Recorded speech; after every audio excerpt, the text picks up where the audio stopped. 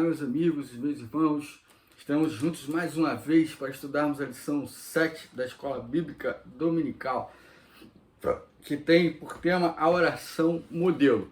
O texto que baseia a nossa lição, a lição de número 7, é o texto que se encontra em Mateus 6, de 9 a 15. O texto de 9 a 15 de Mateus é o texto base da nossa lição de número 7, que fala da oração modelo, a oração que Jesus ele ensina aos seus discípulos como deveriam se dirigir, como deveriam se comportar e falar com o Senhor Jesus através da oração. Essa iniciativa de Jesus de ensinar os seus discípulos a orarem, ela vem exatamente do pedido dos próprios discípulos, né? Que ao ver Jesus constantemente orando, pedem a ele que os ensinem a orar, ou seja, que digam para eles como que eles deveriam orar, qual é o tipo de oração que agrada a Deus, qual é o tipo de oração que deveria ser feita para que fosse ouvida por Deus. Então Jesus ele vai pegar esse texto aí, nesse texto aí ele vai pegar e vai ensinar os seus discípulos como orar.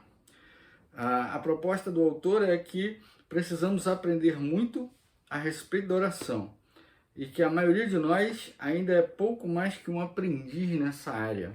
Ou seja, a oração ela tem uma importância ainda não totalmente compreendida por nós, ainda não muito bem compreendida por nós, para que nós cheguemos efetivamente a fazer uma oração que alcance o coração do Senhor. Obviamente que o Senhor ouve as nossas orações, o Senhor conhece as nossas limitações, mas o autor ele propõe que a gente tem muito a aprender, né? Ele diz que, à luz do texto proposto, examinaremos a oração modelo de Mateus em paralelo com a de Lucas, que é curta, né? Que é mais primitiva, que é uma oração mais rápida. E o texto de Mateus ele adapta a um uso mais congregacional, uma oração mais solene, uma oração mais formal, uma oração mais específica, mais detalhada, né, na sua estrutura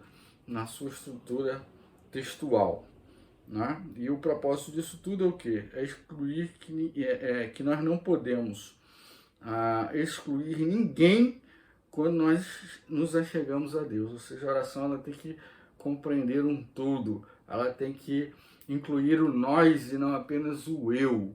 Ela tem que ser uma oração que englobe todos que estão à nossa volta, todos da nossa comunidade, todos que são alvos do nosso amor. Não é uma oração do eu, mas uma oração do nós, né? Essa é a proposta do autor. Em Mateus, nós vemos um equilíbrio entre a proximidade e a transcendência de Deus com a intimidade familiar. Deus é Pai, mas permanece transcendente. Por isso, solenidade e reverência devem fazer parte do nosso relacionamento com Deus. Deus não está distante, né? Deus não está distante.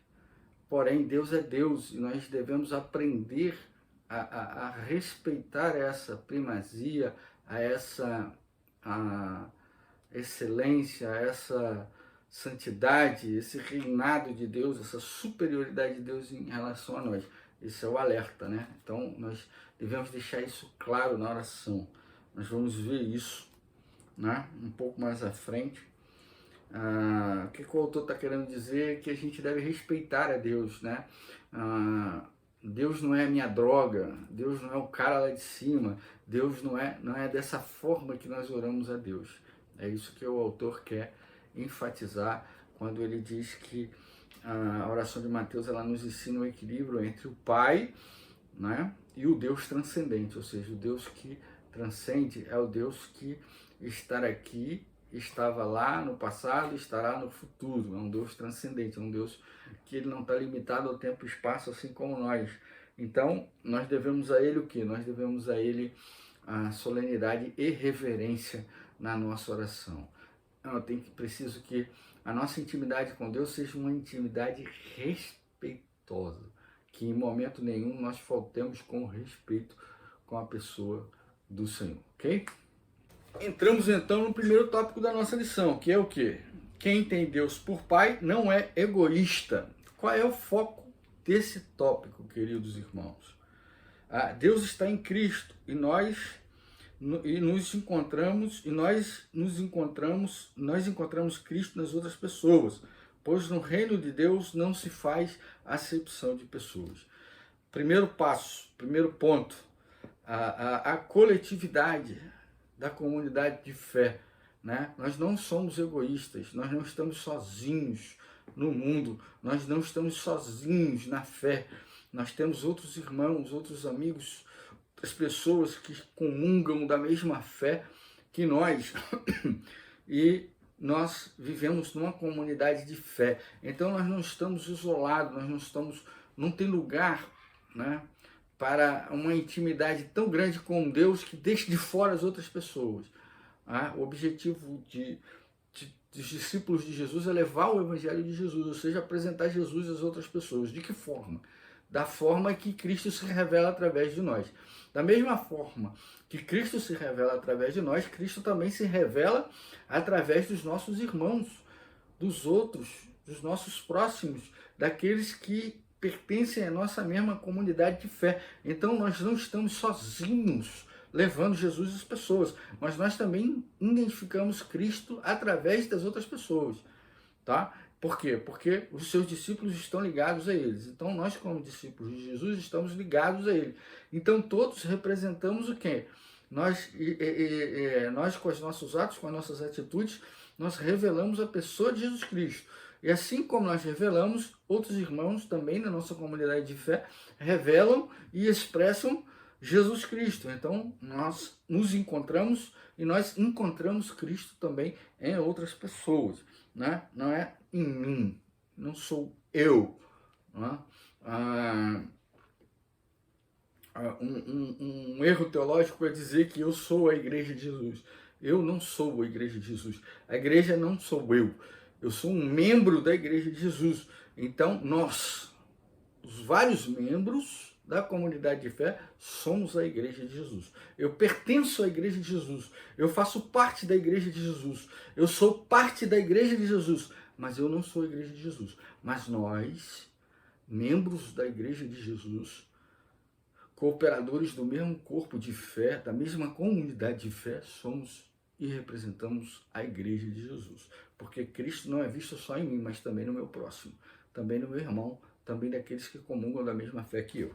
Então, quem tem Deus por Pai não é egoísta, não foca em si mesmo, mas no todo, na igreja. Ok? Nessa compreensão, ao nos dirigir ao nosso Pai, vem o quê? O Pai Nosso. A nossa preocupação é com o nosso pão de cada dia, não só o meu, mas o também dos meus irmãos, daqueles que pertencem à mesma comunidade de fé. Né? O perdão dos nossos pecados, não apenas do meu, mas também dos pecados dos meus irmãos, da minha comunidade de fé. E livrarmos das nossas tentações. Não só livrar a mim, mas também os meus irmãos, também os meus cooperadores, também os meus conservos, os conservos do Senhor, como eu, que comungam na mesma parte. Então, não há lugar para o egoísmo, da pessoalidade, né, da minha exclusividade no reino de Deus. Não existe isso. Quem tem Deus por Pai não é egoísta, ou seja, pensa só em si, mas pensa também no todo. Não é isso? E aí, a gente tem aqui os apontamentos, que é para a gente poder entender. Né? Ele está nos céus, portanto, não rompa o limite da intimidade. Seja reverente, seja solene, seja respeitoso. Temos que ser íntimos de Deus, mas íntimos de forma respeitosa, na forma de tratar, na forma de nos dirigir, na forma de aprender e na forma de aceitar aquilo que Deus tem para as nossas vidas, ok? É preciso deixar claro o desejo do nosso coração para o Senhor, mas também é preciso estarmos dispostos a receber aquilo que Deus tem para nos dar, seja qual for a vontade dele, ok? É preciso compreender isso, é isso que o texto está dizendo. Não rompa a intimidade. Não chama Deus do cara lá de cima, da minha droga, do meu brother. Não, Jesus não tem nada disso, Deus não tem nada disso. Deus é Senhor e devo me dirigir a Ele como Pai, de maneira respeitosa, de maneira saudável, ok? Venha o teu reino. O reino não é meu, o reino é de Deus. Então eu tenho que ser submisso, eu tenho que estar disposto a ser submisso ao reino de Deus. Eu sou um servo do Senhor, ok? O reino é de Deus e eu faço parte dele como servo para servi-lo. Então eu tenho que estar disposto ali a entender a minha posição em relação a Deus. Seja feita a tua vontade. O desejo que prevalece é o desejo de quem? É o desejo de Deus. Então, o meu desejo é que a vontade de Deus se cumpra, ok? O pão nosso de cada dia, suplemento para as nossas necessidades. A Bíblia é clara em dizer que Deus não nos deixa faltar nada. Nada do que é necessário para a nossa sobrevivência, para o nosso bem-estar, tá? Não é o que a gente quer, ou a gente acha que é necessário, mas aquilo que realmente é necessário, Deus não deixa faltar. Então, o pão nosso de cada dia, nosso sustento, aquilo que a gente precisa para sobreviver, para ter uma vida digna e saudável, para nos alimentar, né? Tudo aquilo que é necessário para isso, Deus ele estará provendo para nós, ok? É preciso compreender isso muito claramente, queridos. No versículo 12 tem lá, perdoai as nossas dívidas. Está ligado também ao que pode estar nos devendo, ou seja, perdoai as nossas dívidas, né? Ao que podemos estar devendo, na verdade, né? Tanto aquilo que a gente deve quanto aqueles que nos devem. Então, perdoai as nossas dívidas. Não nos deixei cair em tentação, ou seja, nossa justiça própria é vencida pela consciência da necessidade de ajuda de Deus, ou seja, a compreensão de que nós temos a necessidade do Senhor, nós somos dependentes do Senhor, até nós, sempre nós. Essa é a questão do tópico número 1, nós. Tópico de número 2 é o quê? Quem tem Deus por Pai vence a amargura. A amargura, ela pode ser uma resposta pecaminosa ao sofrimento, causada pela incredulidade na justiça e soberania de Deus, mesmo quando seu propósito é oculto. A amargura é um problema interno que, se mantida, se manifesta externamente. A amargura, ela é pecaminosa, não é? Por causa da incredulidade, né? Eu fico amargo porque eu creio que Deus não irá me atender. Eu fico amargo porque eu não acredito que o Senhor possa mudar a minha situação, que eu possa resolver aquilo que está sobre mim, aquele problema que me afeta, aquele problema que me atrapalha. Então, uma vez que eu não creio nisso, eu guardo um ressentimento de Deus. Então, eu não consigo ver ninguém feliz, eu não consigo me alegrar com a alegria de ninguém, eu não consigo ficar feliz com as conquistas do meu irmão, com a conquista da Igreja de Jesus Cristo, com as vitórias que são alcançadas por aqueles irmãos de fé que pregam o Evangelho, aquelas pessoas que chegam à fé. Eu estou vivendo um problema que eu não creio que Deus possa superá-lo, que Deus possa vencê-lo, que Deus possa supri-lo. Então eu vou alimentando um sentimento mal dentro de mim, um sentimento terrível de incredulidade, né? Eu sei que Deus pode, mas Deus tem mais coisas para se preocupar do que comigo. Eu não acho que Deus... Isso já está durando muito tempo e Deus não tem me ouvido, Deus não tem olhado para mim. Então Deus não quer... A resposta de Deus é negativa para mim, porque eu não creio que Ele vá reverter a situação ou que vai existir alguma coisa nesse sentido. Essa amargura, ela fica visível quando a gente distrata as pessoas, quando a gente tem inveja das pessoas, quando a gente não tem nada de bom para dizer aos nossos irmãos, quando a gente não se alegra com as conquistas dos nossos irmãos, quando a gente não se alegra com as conquistas da igreja, quando as pessoas elas se dirigem ao culto, quando elas são alcançadas pelo pregador, quando elas ouvem a palavra de Deus e são alvos da graça de Jesus, são convertidas a Cristo Jesus. Eu não me alegro quando elas se batizam, porque para mim aquilo ali não tem nada a ver, porque são mais pessoas para sofrer por um Deus que não vai agir em favor delas, e a gente vai alimentando esse sentimento, e daqui a pouco isso é visível. Não é? Você deve conhecer pessoas na igreja que não tem nada de bom para dizer. Né? Às vezes você está alegre, uma pessoa nova convertida está alegre, animada, entusiasmada, aí chega um irmão lá e pá, joga uma pá de areia em cima, né? Joga um balde de gelo naquele fervor, naquela credulidade, porque ela está com amargura, e essa amargura ela é revertida em algo ruim. Né? Você torna-se uma pessoa ruim, assim, infeliz. E as pessoas infelizes, elas têm a tendência de não querer ver ninguém feliz.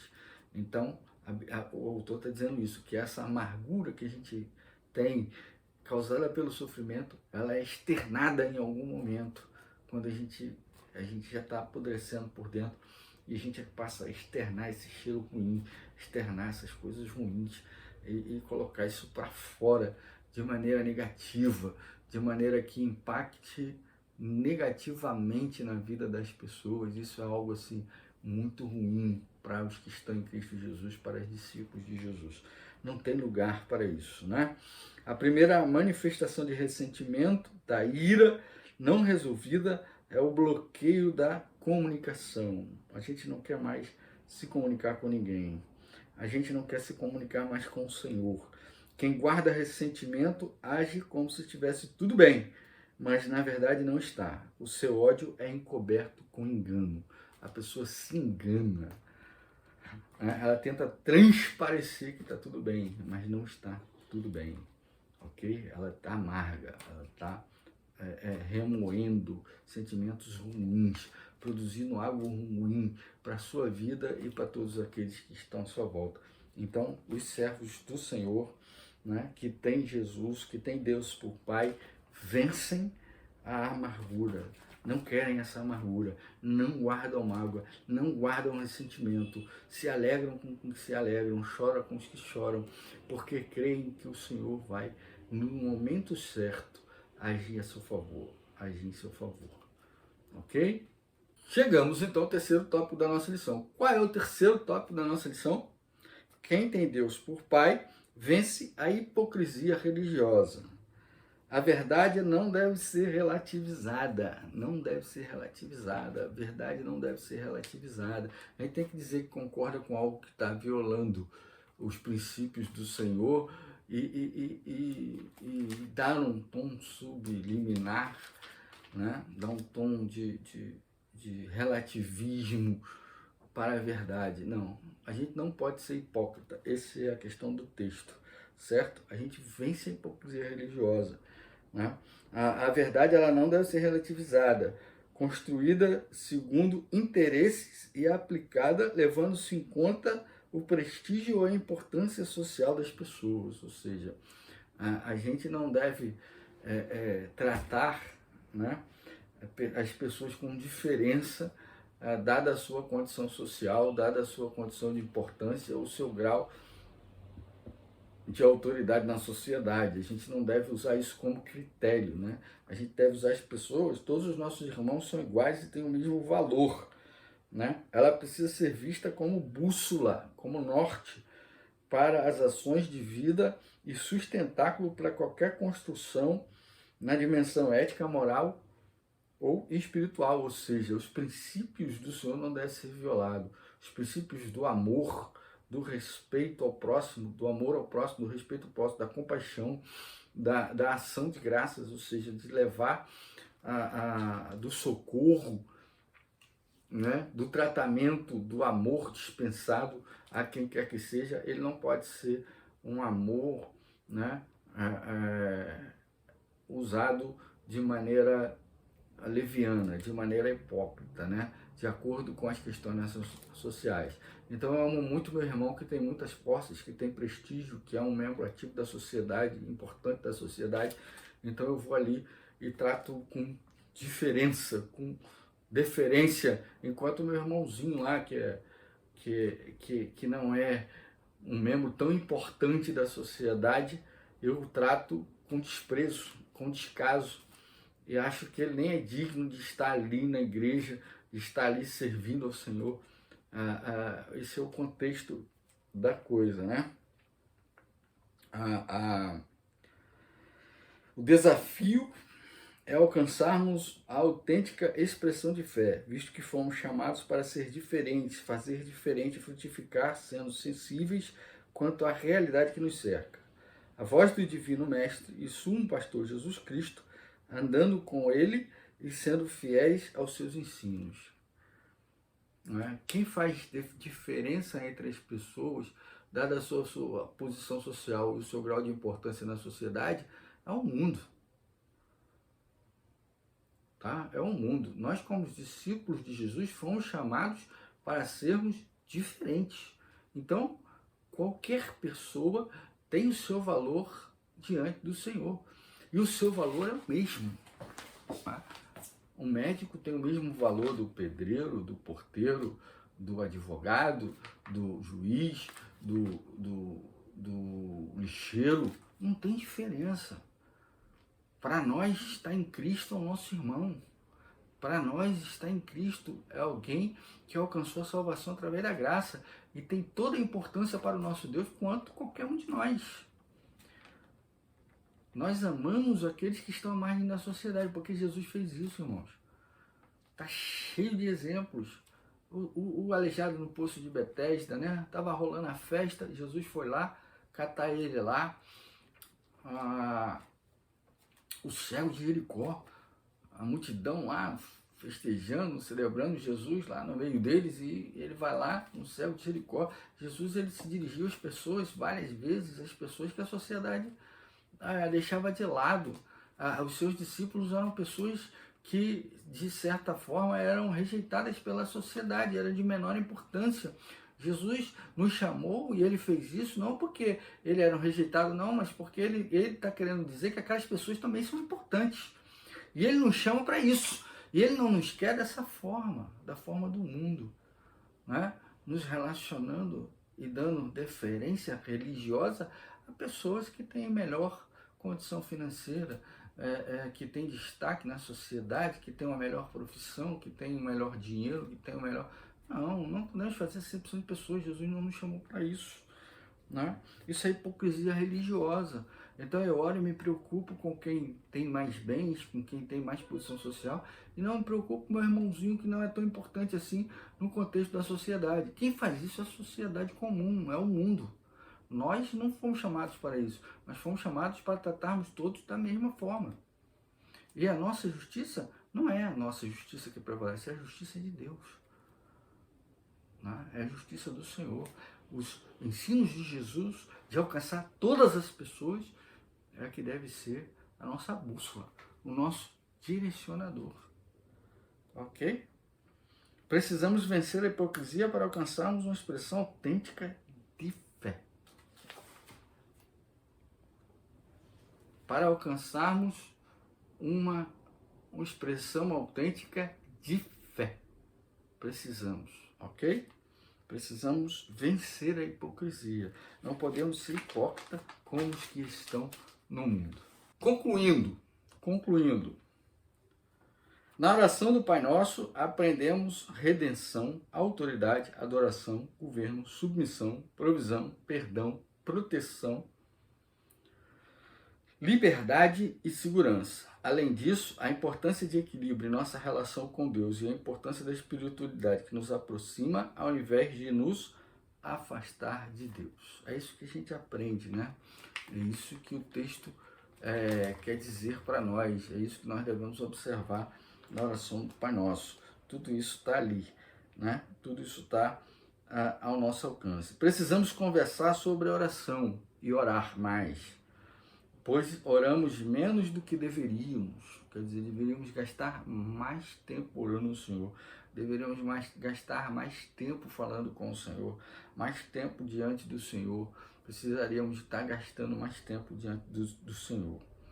Precisamos buscar a motivação correta, os valores corretos para uma vida correta diante do Senhor. Romanos 8, 26 a 27. Precisamos ter uma vida de adoração. Precisamos dobrar os nossos joelhos até que nós e Deus nos tornamos amigos íntimos. Segundo Billy Graham, nos seus 99 anos. Precisamos nos tornar cada vez mais íntimos de Deus através da oração. Pensar e agir. A comunhão é dádiva de Deus em seu reino. Você tem amigos de oração? Se não, por quê? Você tem o hábito de orar com seus amigos? Você tem amigos que você se reúne para orar? Se você não tem, por que você não tem? Qual é a causa de você não ter alguém para orar com você? Você já pensou nisso? Você já trabalhou isso na sua vida? Já trabalhou isso? Você tem alguém que você se reúne para orar? Para estar diante de Deus em oração? Junto com outra pessoa? Junto com um amigo ou com amigos? Uma boa oportunidade na Segunda Igreja Batista de Cabo Frio é exatamente o culto matutino de oração que ocorre todas as sextas-feiras, às 7 horas da manhã. Se você tem disponibilidade, você pode estar lá orando sim com a igreja, orando com outros irmãos que também estão. E na primeira semana de cada vez, esse culto de oração vai de segunda a sexta-feira. E é uma boa oportunidade para você estar orando junto com a igreja. Ok? Nós somos filhos de Deus, que é nosso Pai amoroso e querido. Você compartilha com Ele as suas amarguras e tristeza? Faça isso agora. Você compartilha com o Senhor?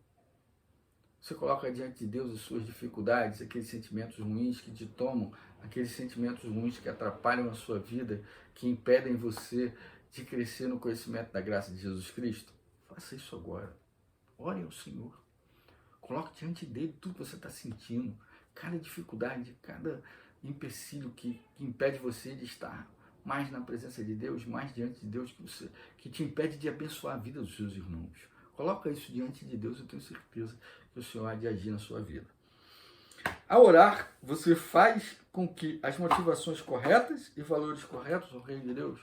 Você ora? Você ora a Deus só para pedir dinheiro, para pedir poder, para pedir influência, para pedir coisas que beneficiam a sua vida pessoal, material, ou você se coloca diante de Deus e faz uma oração dentro dos princípios do Senhor? Ou você ora pedindo para que a sua vida agrade a Deus, que a sua vida sirva os propósitos de Deus, que pessoas sejam alcançadas através da sua vida? Esse tipo de oração que você faz, ou você só ora para pedir? Ou você só ora para pedir dinheiro, ou você só ora para pedir que Deus melhore a sua vida financeira, te dê um emprego melhor, te dê uma promoção, não deixe você ficar doente, cure os seus parentes que estão doentes? Qual é o tipo de oração que você faz a Deus? Qual é o tipo de oração que você faz ao Senhor? Você ora pelos motivos certos? Você ora uma oração que está dentro dos princípios do Senhor, ou você faz uma oração egoísta, que só atenda aos seus próprios interesses? Essa é a questão, irmãos. É preciso pensar qual oração que agrada o Senhor. E aí a gente vem e olha a oração do Pai Nosso. E nela a gente encontra o quê? A redenção, autoridade, adoração, governo, submissão, provisão, perdão, proteção, liberdade e segurança. Quando a gente ora da forma correta, com solenidade e reverência ao Senhor, com intimidade, mas com solenidade e reverência ao Senhor, a tendência é que sejamos escutados pelo nosso Deus. Que Deus abençoe a sua vida, que Deus abençoe a sua família. Muito obrigado pela sua atenção, pela sua participação, pelo seu tempo. Louvo a Deus pela sua vida, pela vida da sua família. Tenha uma semana abençoada em nome de Jesus. Nos vemos no próximo domingo com a graça do Senhor.